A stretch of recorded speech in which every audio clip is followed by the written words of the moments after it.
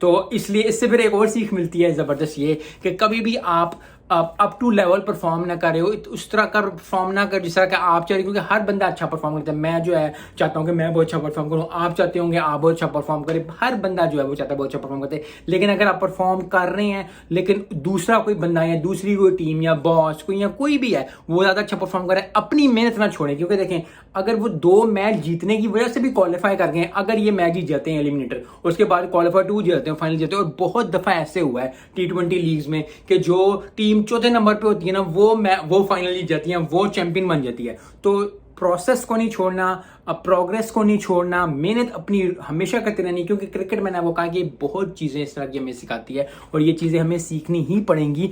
क्योंकि अगर मैंने सक्सेसफुल होना है, आपने सक्सेसफुल होना है, हमने किसी ने भी सक्सेसफुल होना है, क्योंकि सक्सेस जो है ना वो समझता है बंदा कि मेरी है। जैसे मैं सक्सेसफुल होंगे तो मैं, हर बंदे की सक्सेस की डेफिनेशन डिफरेंट होती है। एवरीबडी